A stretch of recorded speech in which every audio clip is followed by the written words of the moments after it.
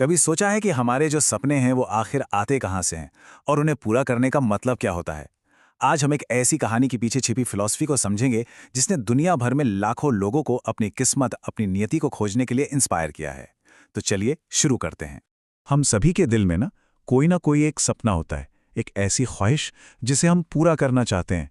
लेकिन क्या होता है जब हम उस सपने को कल पर टाल देते हैं? यही एक सवाल है जो हमें एक मामूली से बेकर की कहानी तक ले जाता है, और उसकी कहानी शायद हम में से कई लोगों की कहानी है। तो कहानी शुरू होती है एक बेकर से। जब वो छोटा था तो उसकी आंखों में पूरी दुनिया घूमने का एक सपना था, लेकिन जिंदगी के रास्ते पर उसने एक अलग ही मोड़ ले लिया। एक ऐसा मोड़ जो उसे धीरे धीरे उसके सपने से बहुत दूर ले गया। अब यहां पर दो रास्ते दिखाई देते हैं। एक है बेकर का, दूसरा चरवाहे का। सपना दोनों का एक ही था, घूमना, यात्रा करना। पर बेकर ने सिक्योरिटी चुनी। उसने सोचा कि जब वो बूढ़ा हो जाएगा तब अपना सपना पूरा करेगा। वहीं दूसरी तरफ चरवाहे ने एक ऐसी जिंदगी चुनी जहां उसका काम ही उसकी यात्रा थी। ये फर्क सिर्फ दो नौकरियों का नहीं है, ये सपनों को जीने के दो अलग अलग नजरियों का फर्क है। और यहीं पर कहानी का सबसे बड़ा सबक छिपा है। हम अक्सर ये सोचते हैं कि सपनों को पूरा करने का कोई सही समय आएगा, लेकिन ये कहानी हमें याद दिलाती है कि वो सही समय अभी है। उम्र या हालात कोई रुकावट नहीं है। असली रुकावट तो हमारी अपनी सोच है। तो ठीक है, अगर कोई भी अपने सपने को किसी भी समय पूरा कर सकता है, तो फिर इसका गहरा मतलब क्या है? कहानी हमें एक बहुत बड़े आइडिया की तरफ ले जाती है, जिसे कायनात का महान सत्य कहा गया है। ये हमारे छोटे छोटे पर्सनल सपनों को एक बड़ी कॉस्मिक योजना से जोड़ता है। इस फिलॉसफी के बिल्कुल सेंटर में कायनात की रूह का आइडिया है।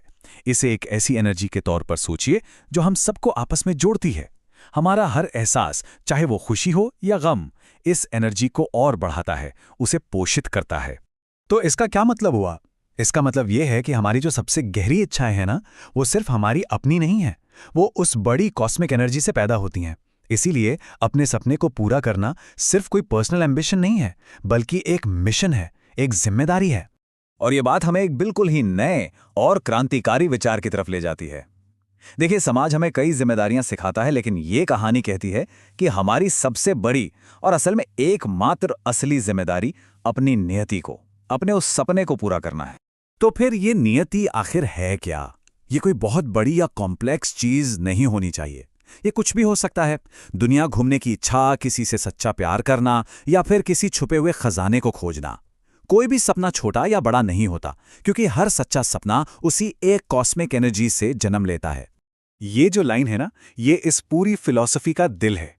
इसका मतलब ये है कि समाज की उम्मीदों से, दूसरों की राय से और अपने डर से ऊपर उठकर हमारा एकमात्र असली कर्तव्य उस रास्ते पर चलना है जो हमारी रूह हमें दिखाती है। तो सवाल ये है कि अगर कोई अपनी नियति को पूरा करने की हिम्मत करता है तो होता क्या है? ये कहानी हमें एक वादा करती है, एक ऐसा वादा जो इस सफर का सबसे पावरफुल हिस्सा है। सवाल बहुत सीधा है।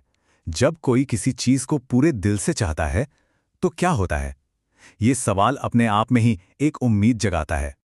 और जवाब ये है कि पूरी कायनात, सारा संसार उसकी मदद के लिए एक हो जाता है।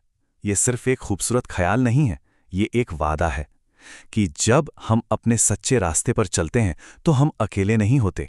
मौके, लोग और इशारे सब हमारी मदद के लिए आने लगते हैं। इस पावरफुल आइडिया के साथ अब सवाल ये उठता है कि हम इसे अपनी जिंदगी में कैसे देखें। इसके लिए हमें चरवाहे और उसकी भेड़ों के सिंबल को समझना होगा। देखिए, चरवाहे के लिए भेड़ें उसकी सिक्योरिटी भी थीं और उसकी यात्रा का एक जरिया भी थीं। वो उसकी मंजिल नहीं थी, बल्कि मंजिल तक पहुंचने का एक साधन थी। ये हमें अपनी जिंदगी को देखने पर मजबूर करता है। हमारी भेड़ें क्या हैं? वो कौन सी चीजें हैं? हमारी नौकरी, हमारी आदतें, हमारे रिश्ते, जो हमें सुरक्षा तो देती हैं, लेकिन क्या वो हमें हमारी असली मंजिल तक ले जा रही हैं?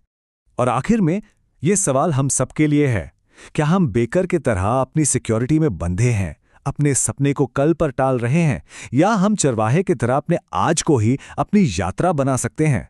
ये सवाल सिर्फ एक कहानी का नहीं है, ये हमारी अपनी जिंदगी का है, और इसका जवाब वो कहीं बाहर नहीं, सिर्फ हमारे अंदर ही मिल सकता है।